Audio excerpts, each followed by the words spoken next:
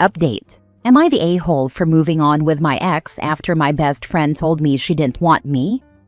Original post. I, 24 male, have been friends with Chloe, 23 female, for 5 years. We met in college, and over the years, she became one of the people I could always rely on. Someone who showed up when I needed to talk, who knew my family, and who felt like a constant. Because of that history, when she told me a few months ago she was planning to visit my city, I was genuinely excited at the idea of finally spending concentrated time together, outside of brief catch-ups and text threads. A few days before her visit, she admitted something that surprised me. She said she'd had feelings for me for about 3 years. It was awkward and vulnerable in the best way, and once she arrived, we did end up hooking up. The chemistry was obvious, but so was the history. By the end of the visit, I realized my feelings were more than casual. I told her I had real feelings for her and wanted to see whether we could build something more permanent. She told me she didn't want that she valued our friendship and wanted to stay friends. I was hurt and disappointed, but I respected her choice and didn't push. About a month later, she came back around and told me she couldn't hide it anymore and wanted to try being together. That felt like a second chance, so we started talking more seriously. But despite the talk and the physical intimacy that followed, nothing actually solidified into a relationship. Chloe was in a rough patch, family drama, unemployment, and instability that had her couch surfing between friends. I tried to be patient, and I even asked whether being with me might be too much for her right now. She told me yes, it was better to stay friends while she worked through her personal stuff. And once again, I accepted that and stepped back. I had planned to fly out for my birthday to see her and potentially test whether her feelings were real, but she canceled on me twice. I didn't push. The cancellations were consistent with the instability she described. At the same time, she was chatting with old flings. I tried not to let it bother me because she had told me definitively that we were just friends, so I assumed she was free to see other people. A little later, my ex, 22 female, reached out. We had broken up on relatively good terms, and after time apart, both of us wanted to explore reconnecting, slowly, cautiously. Because I didn't want to hide anything or be disrespectful, I told Chloe right away that I was seeing my ex casually and that I wanted to take it slow. Her reaction was intense. She got mad, ghosted me, then reappeared sending flirty messages. At one point, after explicitly saying she didn't want a relationship, she texted, "But I miss you and your bed." That oscillation left me confused. I eventually moved forward with my ex because Chloe had twice told me she didn't want a relationship, and because my planned birthday trip had been canceled repeatedly. When I mentioned spending time with my ex and meeting her family, Chloe exploded. She accused me of leading her on, said I was choosing someone else over her, and cut me off. The next day, she was reposting TikToks with captions like, "When he makes you cry like this," and "Men ain't shit." What hurts is that I never lied to her. I asked for clarity multiple times, and she told me twice that she didn't want a relationship. I respected that decision. She was the one who flip-flopped, canceled on plans, flirted after telling me no, and then reacted as if I had betrayed her when I moved on. So, am I the a-hole for moving on after she made it clear she didn't want me? Now for the top comments before reading the update. Chloe don't really want you, dude. I think I got caught up in thinking everything was real because of how she confessed and everything like that. Wish I saw the sign sooner. She was definitely playing her options out. The periods of flirting with you heavy, then silence. Repeating speaks volumes. She doesn't really like you, my man. Not a good friend either. Forget her. Yeah, I guess I just really believed her when she said she'd had feelings for me all those years. Hey, live and learn, bro. Most of us have been there at least once. I'll share a piece of personal information that drastically helped my perspective and my relationships with women. I have a sister 2 years younger than me. We are really close, like super close. When I was 24, I was having this fling with a girl I really liked, a similar situation to you. We knew each other in high school. We had been messing around for 6 to 7 months. I met her family. She met mine, etc. Then all of a sudden, she started getting more distant and weird, blah blah. I'll never forget the words my little sister gave me. Don't chase anyone. If a girl likes you, she'll make time for you. No matter how busy she is, she'll find time to spend with you. It was so refreshing. I know it sounds stupid, but 14 years later, I still thank her for telling me that and for getting me to believe those words. No mature woman who genuinely has feelings for you is going to play the game your friend did with you. Plain and simple. Sometimes people do this thing like your friend exhibited, where they get mad at you for moving on. Not because they truly like you, but because they can't have you as a safe option. Someone to BS with late at night. Someone to use as the occasional booty call. Screw those people. Now for the update days later. So I didn't expect my original post to blow up the way it did, but thank you to everyone who commented. It actually helped me put a lot in perspective. A lot of you said Chloe just wanted attention and to keep me as a backup, and after this week, I can't even argue with that. Here's what went down. A few days ago, I'm on my lunch break, literally driving to Culver's, when Chloe calls me out of nowhere. I let it go to voicemail. Against my better judgment, I called back and asked if she meant to. She said no. She was actually trying to call another friend whose name is right next to mine. I said no problem. She wished me a good day, and that was that. Except it wasn't. About an hour later, she calls again. I ignore it. Texted. Another accident? She doesn't answer, but then calls me again. This time I pick up. She tells me, I don't like this game. I know I probably hurt your feelings. I'm not mad at you, just the situation. I said, yeah, I was hurt. She threw away a 5-year friendship over a mess she created and strung me through. She said she understood, then hung up because her mom was calling. Not even 5 minutes later, she texts me. Says she can't call again but can text. Then drops this bomb. When I said I loved you, it wasn't in a friend way. I reminded her that I told her multiple times I had feelings too, and she's the one who wanted things back to normal, and later told me a relationship was too much. I laid it out. She rejected me twice. Honestly, 3 times if you count when I asked straight up if we were just friends and she said yes, about a month and a half ago. Her reply, I bet you have a whole new girl and never even liked me in the first place. Not true at the time, and I did have feelings for her truly. So I asked, how can she be mad at me for moving on when I was literally doing what she asked me to do? I told her if anything, we should have kept it at a friendship level to avoid all the mixed signals. She fires back, I don't want to be friends. I asked why she reached out at all. Her answer, because I didn't know if you would ever give it a chance. So I spelled it out clearly. I did give it a chance. Multiple times. She said no.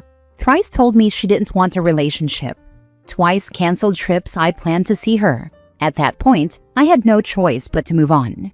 I told her my decision is final. I've moved on and I wished her the best. She replied, please no.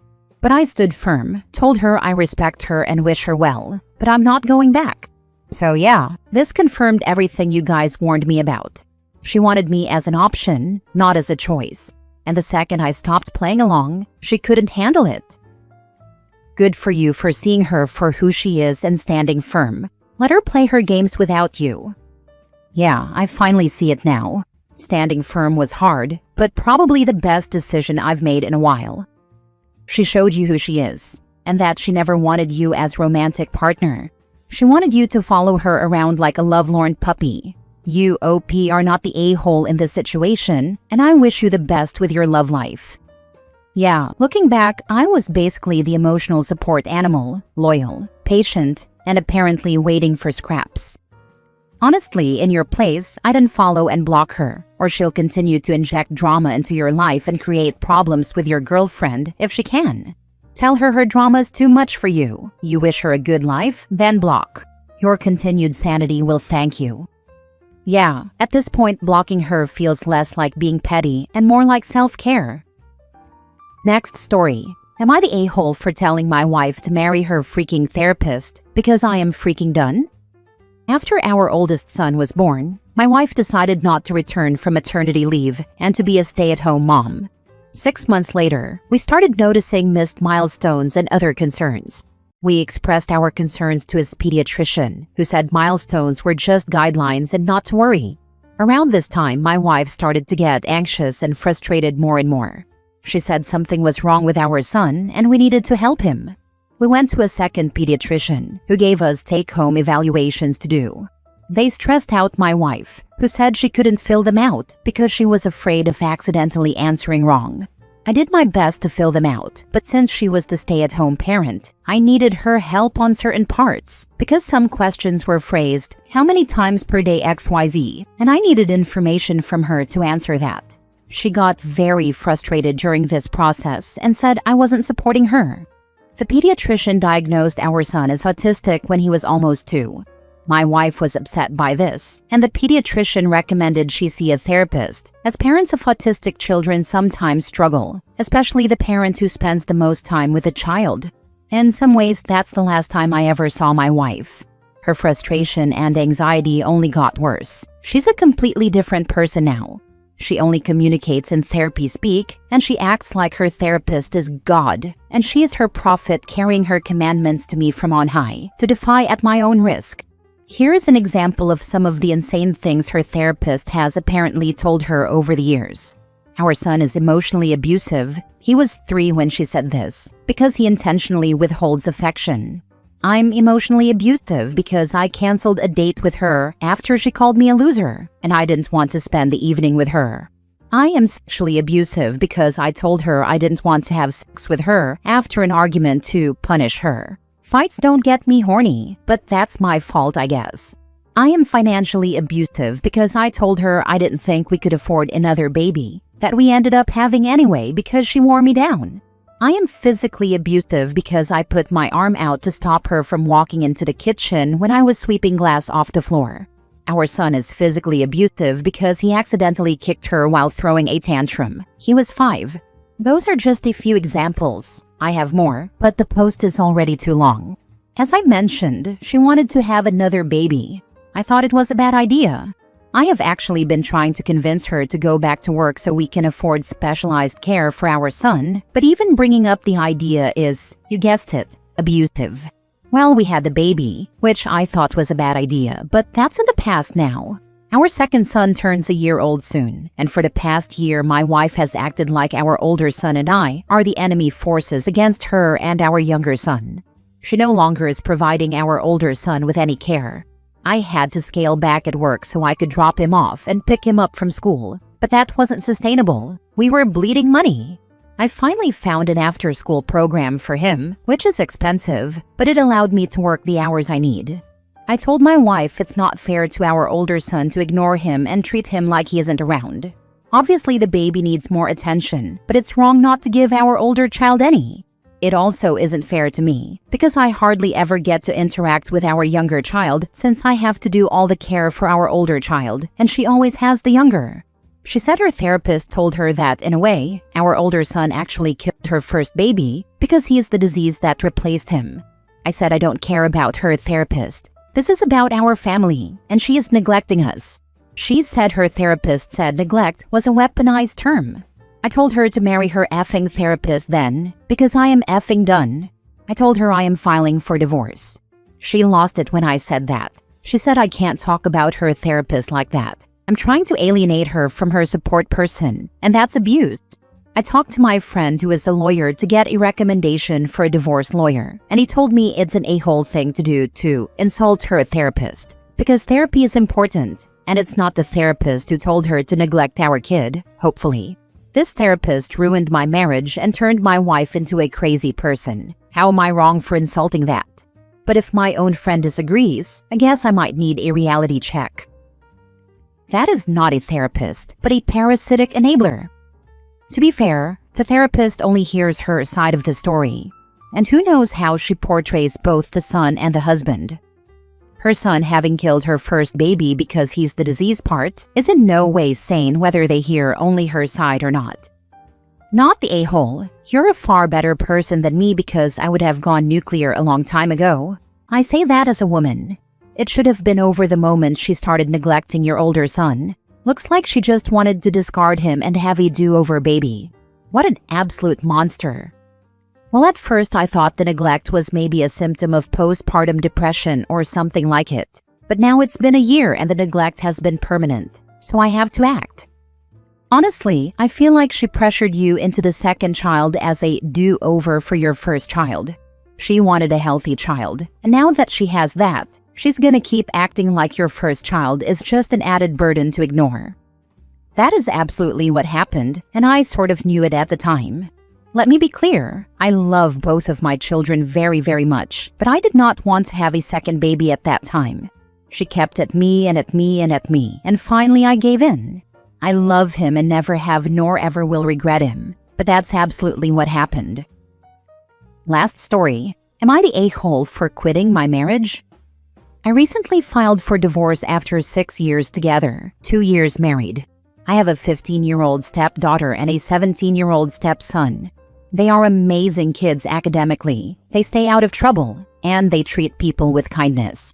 After 2 years of marriage, I filed for divorce because my soon-to-be ex refuses to hold them accountable for not completing their chores or picking up their rooms.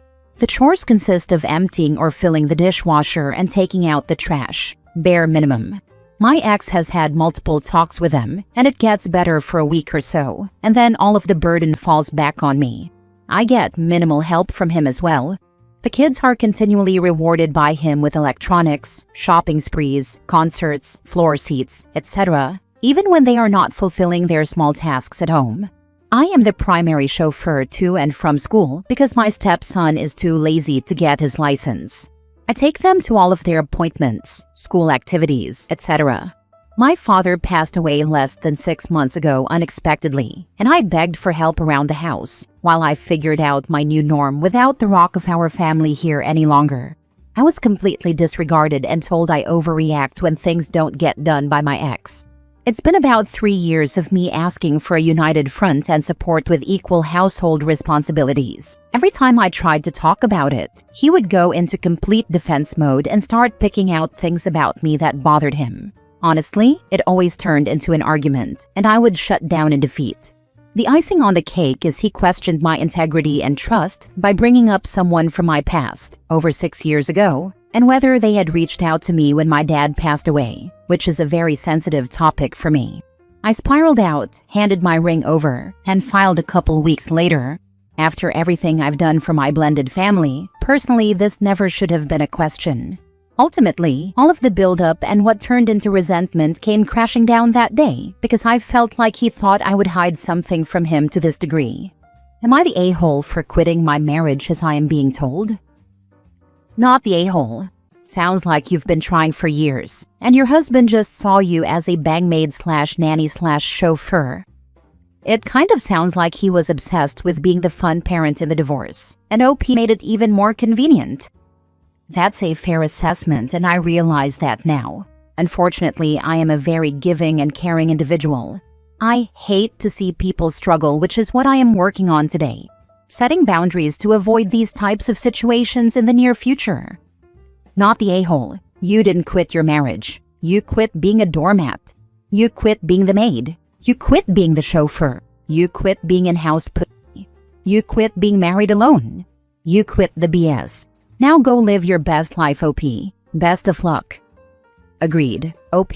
Once the shock wears off at just how much they don't care about you at all, you're gonna be so relieved you left.